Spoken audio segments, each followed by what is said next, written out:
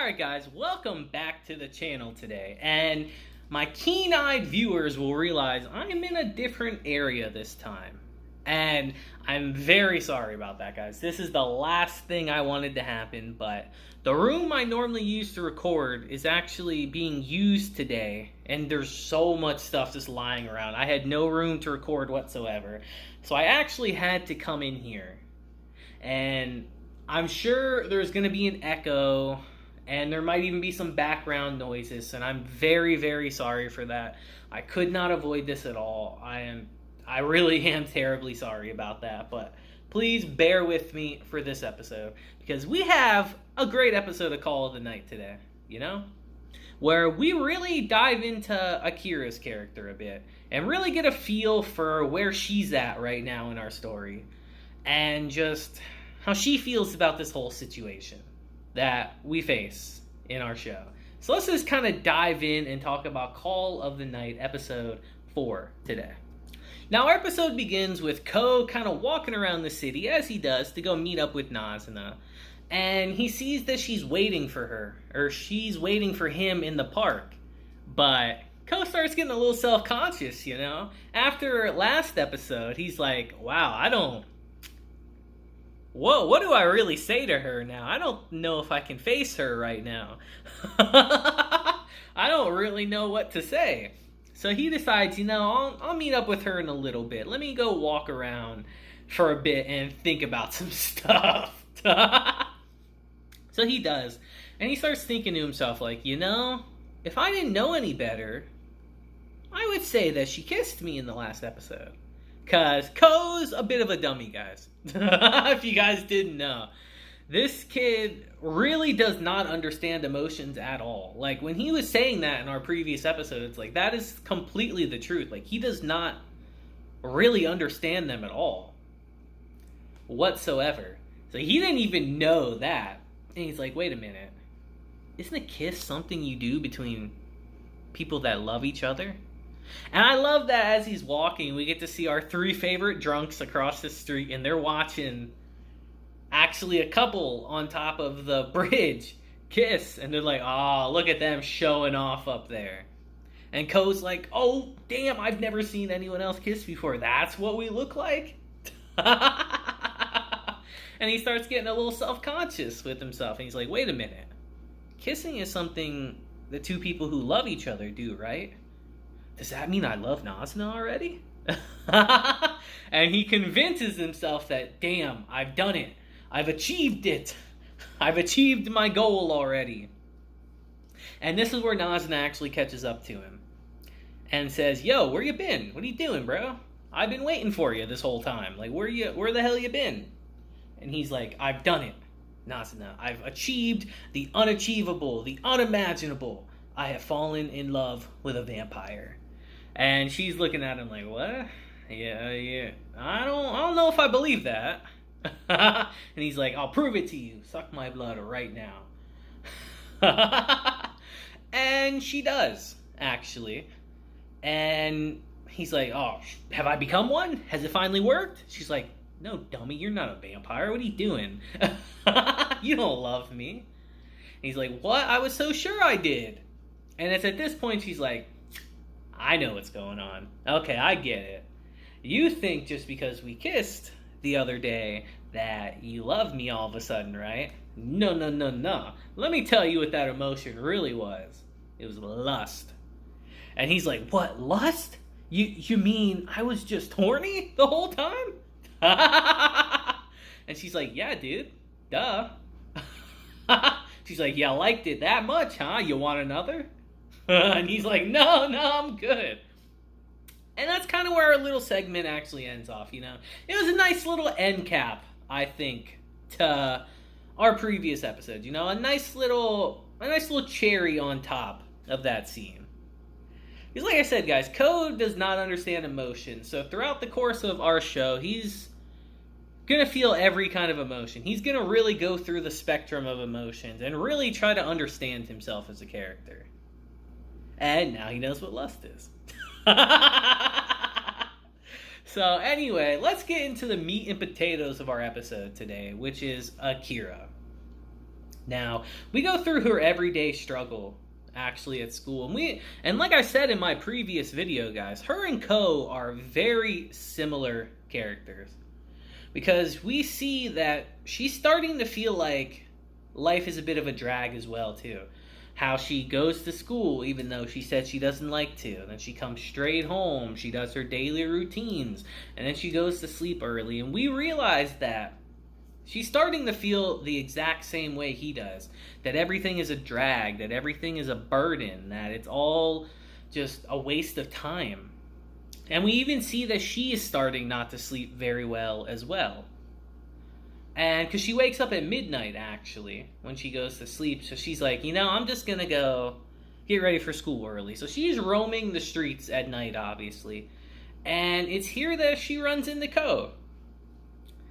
And they start talking a bit. And Ko's like, why don't you come hang out with me and Nazuna tonight, Why don't you come hang out with us? So she does, actually, and to her surprise, it's just a normal, get-together, They're just chilling, playing video games. They're playing Street Fighter with each other.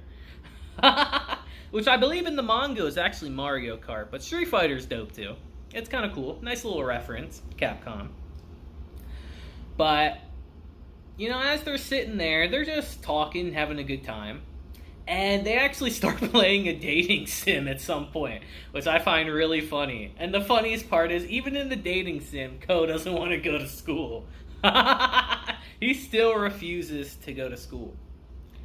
And it's at this point that Nazuna actually sucks his blood in front of Akira. And Akira's like, all right, guys, we've done this enough. Don't do this in front of me. It's kind of awkward. And she finally just flat out asks Ko, all right, what's the deal with this? Why do you let her suck your blood? And all that. And then Nazuna starts explaining that it is supply and demand.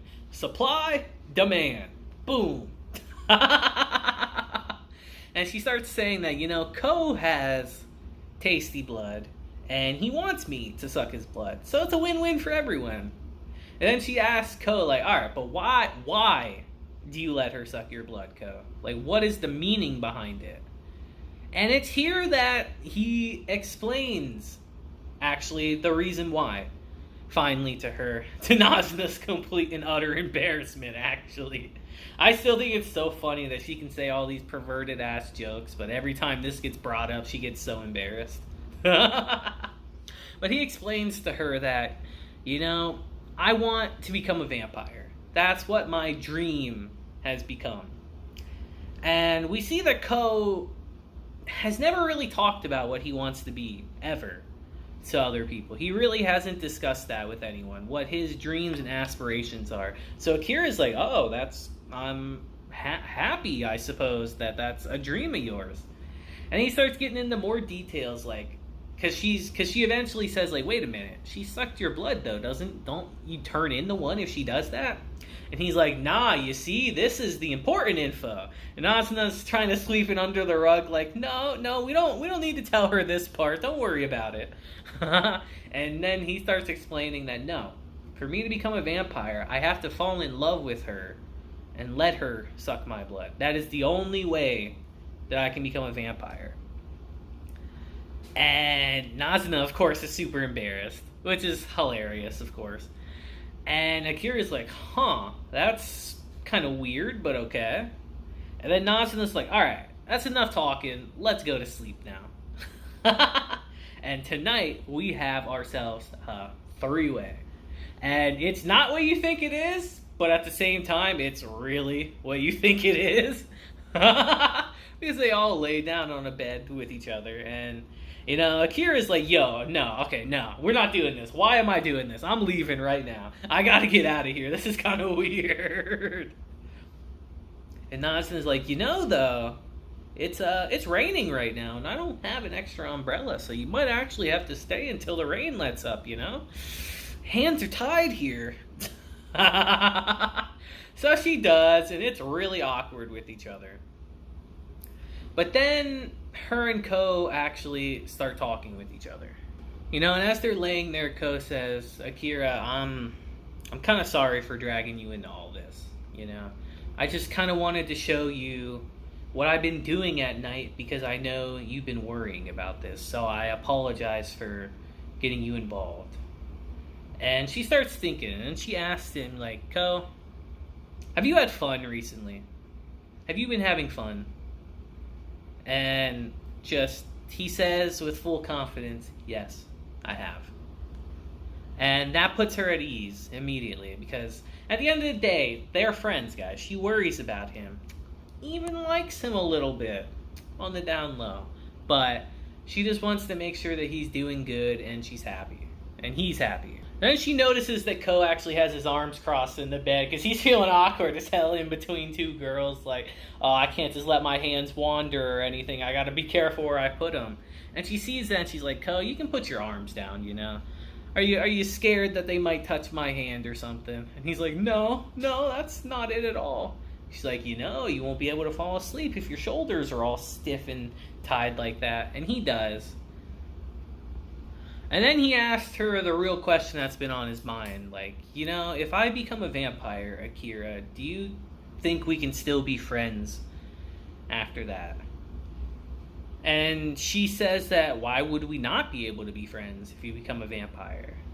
Completely getting rid of his worries. And in this instance, she tells him, I'm happy you were able to find a dream, Ko. I really am.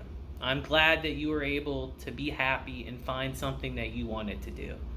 And it's here that, where she finally feels a little more satisfied, she actually ends up going to sleep herself. She's like, oh, I'll just lay here until the rain stops. That's like 4 hours later. She wakes up, freaking out, like, oh shit, I gotta go. And before she falls asleep, though, she actually says, it's been a really long time since I've had someone say goodnight to me. Really showing that she feels a bit lonely herself. And as she's leaving the next morning, Ko tells her bye, which also puts a smile on her face, too. She doesn't get anything like that either. And before she leaves, she sees Nazuna standing there. And we really get the real reason of why Nazuna does this stuff. Where she tells her, like, people sleep a lot sounder at night when they feel satisfied with how their day is. And she asks Akira, like, do you feel satisfied with how your day was yesterday? And she says maybe, which is a yes. And that's so true, though. Like, I love that concept of this show. Like, yeah, we get these wacky antics, but the real crux of the series is that Nazuna is trying to teach them that you have to live your life in a fun way. You have to live your life to where you feel satisfied at the end of the day, every day. And if you can't do that, of course you're not going to sleep well at night. And I really like that concept of the show. She literally shows them the call of the night. And I've always liked that about this series. I think that is a great thing to do. You take a really kind of weird concept, but you flush it out like this, and you make it really cool and engaging. And I like that. But you guys let me know what you thought about this episode down below. Again, I apologize for being in this different place. I should not be here tomorrow. Hopefully. I'm really hoping, but we'll see. But anyway, like I said, you guys let me know in the comments what you thought about this episode. This series just continues to be fantastic. We barely even had anything happen in this episode, and this was still, like, a fantastic episode to me. So let me know down below how you feel about it. And that'll be it for today's video, guys. I hope you guys have a great day, week, month, and year. And until next time, just deuces. Have a blessed day.